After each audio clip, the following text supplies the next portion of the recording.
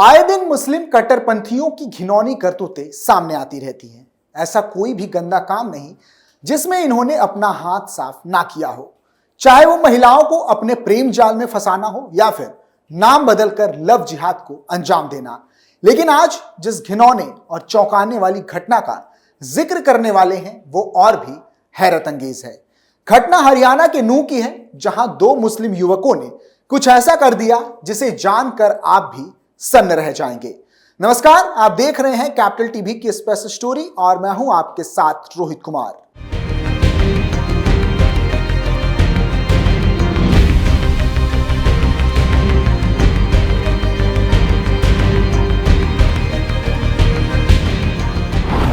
मुस्लिम युवकों का नया प्लान, महिलाओं को करो गर्भवती, एक एक को मिलेंगे लाखों रुपए। पुलिस ने युवकों को दबोचा। हरियाणा के नूंह से एक चौंकाने वाला मामला सामने आ रहा है, जहां दो मुस्लिम युवकों ने कुछ ऐसा किया जिसे जानकर पुलिस भी हैरान रह गई। नूंह के दो मुस्लिम ठगों ने एक नए कारनामे को अंजाम दिया है। उन्होंने अब महिलाओं को प्रेग्नेंट करो और पैसे कमाओ की स्कीम निकाली है। ठगों ने बाकायदा विज्ञापन भी दिया था जिसका शीर्षक था प्रेग्नेंट जॉब, जहां इस काम के लिए लाखों रुपए दिए जाने की बात भी कही गई है। हालांकि यह विज्ञापन पुलिस की नजर में आते ही ठगों का भांडाफोड़ हो गया। मीडिया रिपोर्ट्स के मुताबिक ठगों ने प्रेग्नेंट जॉब के नाम से विज्ञापन दिया था और कहा था कि ऐसी महिलाओं को प्रेग्नेंट करना है जिसको औलाद नहीं हो रही। अगर आपने ऐसा कर दिया तो लाखों रुपए मिलेंगे। यह मामला हरियाणा के नूंह जिले से सामने आया है, जहां महिलाओं को गर्भवती करने के लिए पैसे देने वाले फर्जी विज्ञापन निकाले थे। यह विज्ञापन पुलिस की नजर में आ गए, जिसके बाद पुलिस ने विज्ञापन एजेंसी से संपर्क किया और एजाज इरशाद को धर दबोचा। जानकारी के मुताबिक एजाज और इरशाद पुरुषों को सुंदर महिलाओं की तस्वीरों के जरिए रिझाते थे और झांसा देते थे कि अगर इस महिला को प्रेग्नेंट कर दिया तो उसे लाखों रुपए मिलेंगे, क्योंकि महिला को बच्चे नहीं हो रहे। ये ठग लोगों को फंसाने के लिए महिलाओं की फेक तस्वीरों का सहारा लेते थे। पुलिस ने बताया कि जब कोई व्यक्ति विज्ञापन देखकर उनसे संपर्क करता था तो वे उनसे रजिस्ट्रेशन फीस और फाइलिंग की कॉस्ट वसूलते थे। इसके बाद उन्हें ब्लॉक कर देते थे। पुलिस ने आगे बताया कि 4 से ज्यादा फर्जी फेसबुक अकाउंट और विज्ञापन भी मिले हैं। अब दोनों को गिरफ्तार कर कोर्ट में पेश किया गया है, जहां से उन्हें न्यायिक हिरासत में भेज दिया गया है। नूंह से कई ठगों को पुलिस पहले भी गिरफ्तार कर चुकी है। ऐसे में प्रेग्नेंट जॉब का विज्ञापन देखते ही पुलिस सक्रिय हो गई और ठगों को गिरफ्तार कर लिया। बता दें कि हरियाणा के नूंह से ठगी का यह कोई पहला मामला नहीं, इससे पहले भी ठगी के कई मामले सामने आ चुके हैं। ठगों के गिरोह ने सोना चांदी के आभूषण बनाने के नाम पर 4 गांवों के ग्रामीणों से पहले करोड़ों रुपए लिए, फिर सारी रकम को लेकर रात के समय परिवार समेत लापता हो गए। आरोपियों से सभी तरह का संपर्क टूटने के बाद लोगों को अपने साथ हुई ठगी का एहसास हुआ तो अलग अलग शिकायत लेकर पुलिस से मदद की गुहार लगाने पहुंचे। हालांकि पुलिस की ओर से अभी तक कोई मामला दर्ज नहीं हुआ है। मामला ताबड़ू उपमंडल के गांव राठीवास से सामने आया था, जहां पर ठग परिवार पिछले करीब 20 साल से एक किराए के मकान में रह रहा था। दावा है कि ठग गिरोह ने गांव राठीवास के अलावा खोरी खुर्द, खोरी कला, रंगाला और भिवाड़ी क्षेत्र के लोगों से सोने चांदी के आभूषण बनाने के नाम पर करीब 1 करोड़ रुपए की राशि हड़पी थी। गांव राठीवास की रहने वाली महिला गीता, सुनीता, पूजा, सीलम, तोमर, संतोष, ममता, सुमन और अंशु और पीड़ित अजीत सिंह आदि ने बताया कि करीब 20 साल से धर्मेंद्र सुनार अपने परिवार समेत किराए के मकान में रहता था, जिसने मकान से सटी हुई एक दुकान किराए पर ली, जिसमें सोने चांदी के आभूषण बनाने का काम शुरू किया गया। ग्रामीणों के मुताबिक धर्मेंद्र की पत्नी शकुंतला ने ग्रामीणों में विश्वास बनाने के लिए लेन देन कर पहले विश्वास कायम किया। इसी प्रकार धर्मेंद्र ने नजदीकी गांव खोरी कला में भी एक ज्वेलरी शॉप खोली। दोनों दुकानों पर आभूषण बनाने के नाम पर लोगों से राशि लेता रहा।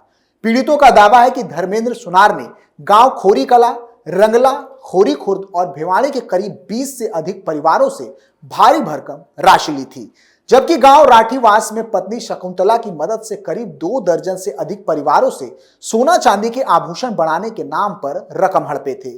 इस तरह 4 गांव के लोगों से करीब 1 करोड़ रुपए की राशि लेकर धर्मेंद्र सुनार परिवार समेत बीते 21 से 22 जून को फरार हो गया। राठीवास की रहने वाली विधवा गीता ने बताया कि उन्होंने बच्चों की शादी में आभूषण बनवाने के लिए 5 लाख रुपए धर्मेंद्र को दिए थे। इसी तरह सुनीता ने 1 लाख रुपए नगद तो नागेंद्र ने 1,70,000 रुपए दिए थे। पीड़ितों के मुताबिक गांव राठीवास में 25 लाख रुपए की ठगी हुई है। इस तरह से खोरी कला, खोरी खुर्द और रंगला जैसे भिवानी समेत करोड़ों रुपए लोगों से हड़प लिए। उन्होंने कहा कि धर्मेंद्र की पत्नी शकुंतला स्वयं सहायता समूह से भी जुड़ी थी। उसी समूह की सदस्यों ने बताया कि शकुंतला ने करीब 2 लाख रुपए का लोन लिया था। स्वयं सहायता संगठन के नाम पर ली गई लोन राशि को भी ले लिया गया।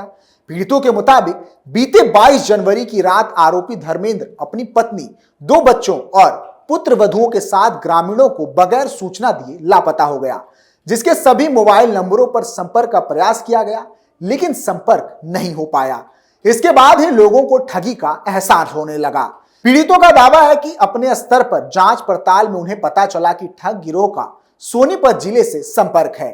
ठगी के शिकार लोग अब अपनी अलग अलग शिकायत लेकर पुलिस के पास पहुंचने लगे हैं, तो आरोपी दंपति समेत पूरे परिवार के विरुद्ध कानूनी कार्रवाई की मांग करते हुए ठगी की राशि को लौटाने की मांग कर रहा है। चूंकि बात ठगी को लेकर है, तो ऐसे में यह जान लेना भी जरूरी है कि आखिर ठगी को लेकर कानून क्या कहता है।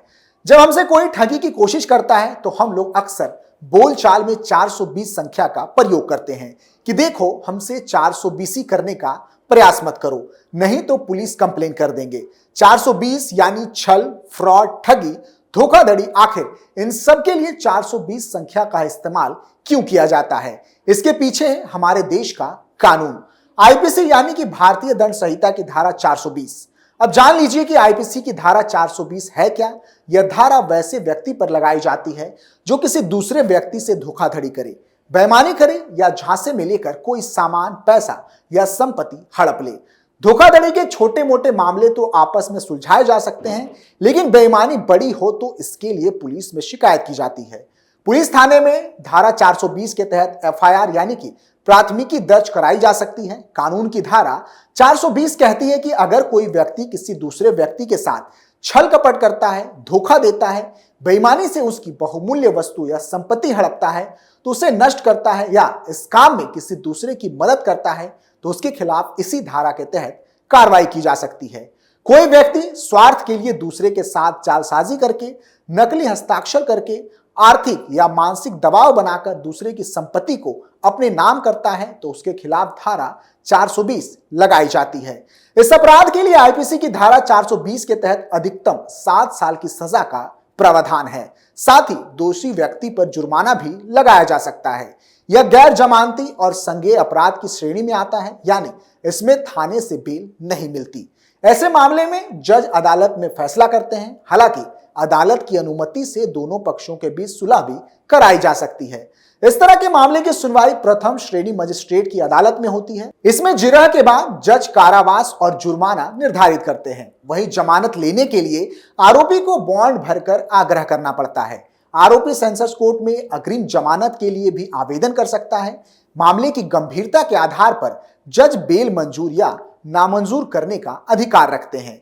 चूंकि भारत जैसे देश में ये मामले बहुत ही आम हैं, ऐसे में कानून तो आपकी मदद करता ही है, लेकिन खुद भी आपको सतर्क रहने की जरूरत है ताकि कोई ठग आपको अपना शिकार ना बना सके और खुद को बड़ी से बड़ी और छोटी से छोटी ठगी से बचाया जा सके।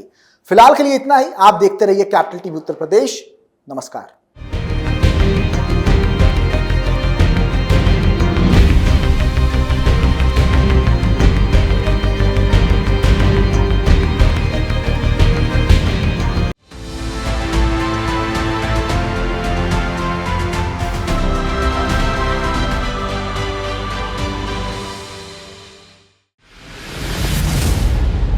मैं राजनीति करता नहीं, पर राजनीति को बहुत गहरे तक समझता हूं। मैं लोगों के बीच रहता हूं, लोगों के मन को अच्छे से जानता हूं।